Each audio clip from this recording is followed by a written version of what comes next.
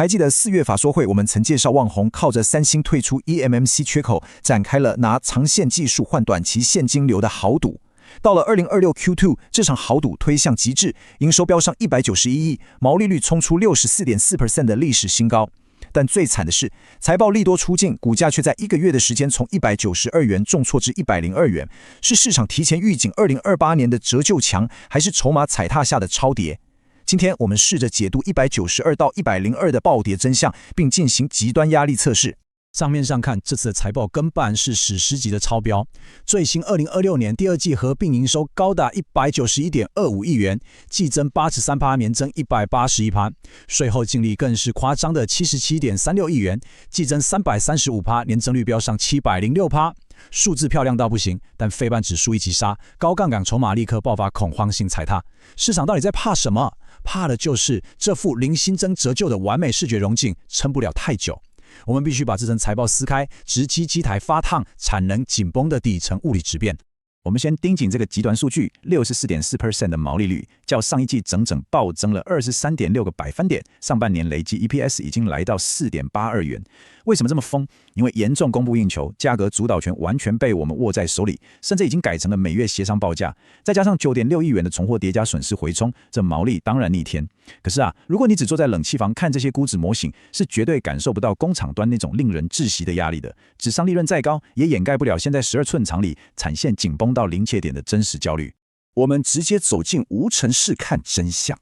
光是2026年上半年这6个月，营收295.93亿元，直接碾压了2025整整一年的280.88亿。这哪里只是什么景气回稳，这根本是在极短时间内发生的物理性狂暴扩张。这意味着所有设备24小时齐线运转，晶圆在产线上的调度已经逼近极限。这绝对不是单纯的财务数字游戏，而是一次公司体质与底层商业模式的彻底突变。这种突变最直接的证据就是4大业务护城河发生了根本性的位移。短短1个季度，原本靠着 ROM 和 DJNOR 撑场面的老旧版图，瞬间向高毛利、高技术门槛的区块严重倾斜。这不是被动的景气反弹，而是一场精准填补国际大厂撤退后趁虚而入的高阶战略奇袭。这场奇袭最大的战果就是 NAND 跟 eMMC。大家看，从2025年营收占比只有 11%， 一口气暴冲到2026年第二季的 43%， 单季营收的年增率甚至逼近惊人的8倍耶！凭什么？就凭三星这些一线巨头跑去追逐 HBM，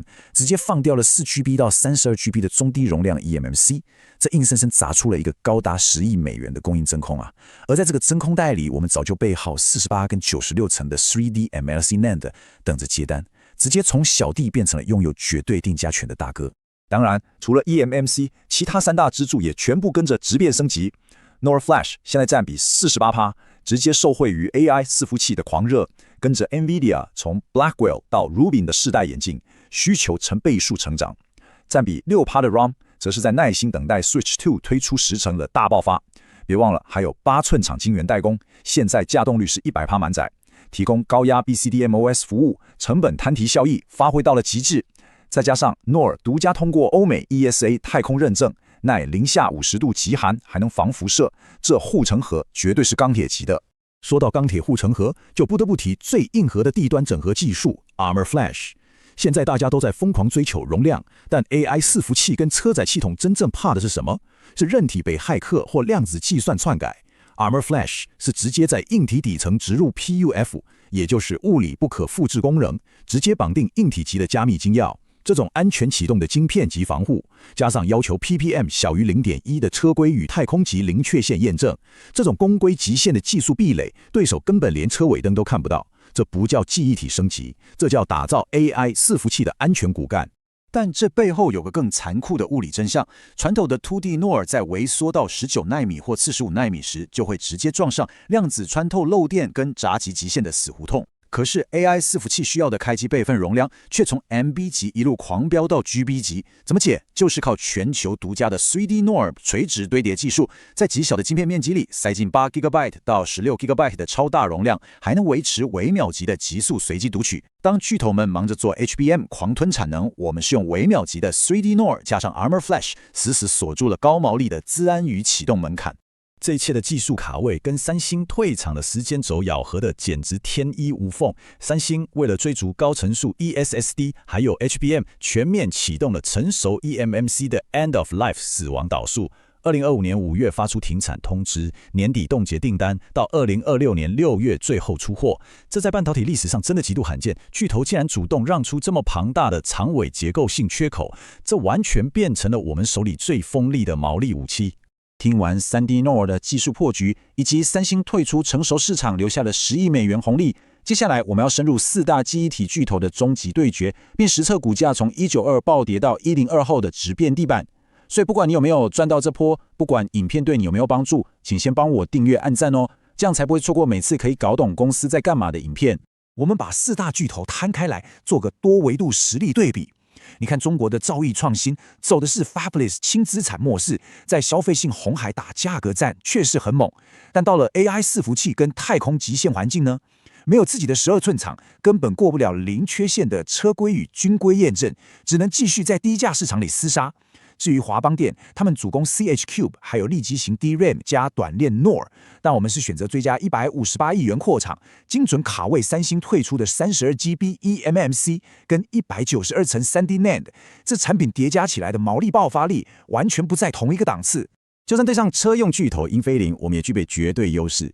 英飞凌的确有 MCU 绑 NOR 的包套销售底气，但是在低轨卫星或 AI 伺服器这种对交期跟客制化要求极度严苛的市场里，我们拥有自有12寸晶圆厂的100%产能掌控度。这意味着我们可以提供更具弹性的交期跟极致的成本结构。这种深入低端整合的物理优势是 Fabless 或是包套销售永远无法比拟的。说到底，把三星逼出成熟市场的其实是这个可怕的晶圆吞噬效应。大家都知道 HBM 很红，但它根本是一只狂吃硒晶圆的记忆体怪兽。因为 TSVC 穿孔技术、KGD 测试的良率损耗，还有底层 base die 的庞大占用，生产1GB 的 HBM 消耗的实体晶圆面积居然是传统 DRAM 的3倍以上。根据 TrendForce 跟 IDC 的最新权威报告，未来10年全球记忆体位元需求将暴增 4.5 到6倍，但实体的晶圆产能顶多只能成长 1.4 到 1.8倍。三星跟海力士是被逼的硬生生把高达 30% 到 40% 的先进 DRAM 产能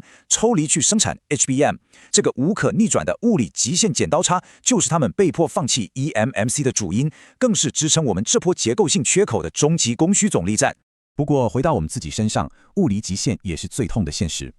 12寸厂的产能早就 100% 满载了，空间到底从哪来？为了装进192层 3D NAND 那些巨大的机台，我们被迫展开极限操作，把原本的办公空间、仓储空间强行腾出来，连办公桌都搬走，就为了硬生生塞进新设备。再加上机台交期严重递延，192层新产能的爬坡被逼到2027年才能发酵。这就是硬体扩张背后最真实也最残酷的物理抗争。而这场极限扩张的代价，就是2026年总额高达378亿台币的巨额资本支出，包含后来追加的158亿。这正是引发股价从192暴跌到102的核心恐惧所在。市场害怕的，除了 3D NOR 的战略商业化被迫延后2年，导致长线技术壁垒遭质疑之外，更致命的是，这378亿的重装备，在2028年就会化作一座巨大的折旧墙。这才是法人真正 price in 毫不留情下杀的未来隐忧。那跌到102元，真的到底了吗？我们来做个终极极端压力测试。以前我们被当作纯消费性记忆体，股价在15到50元之间，本金比只有 0.6 到 1.2 倍。但现在不一样了，高阶 AI NOR 跟 eMMC 把毛利结构性的拉高，每股净值已经跃升到 31.28 元。如果要跌破50元历史区间，除非发生 AI 全面泡沫化，加上三星入场抢回 eMMC， 再撞上2028折旧强的3重极端共振，这机遇实在太低了。正常情况下，70到80元，也就是约 2.3 到 2.5 倍本净比，已经具备极强的技术与基本面质变支撑。在这种剧烈修正下，搞不好短线随时会迎来强势反弹。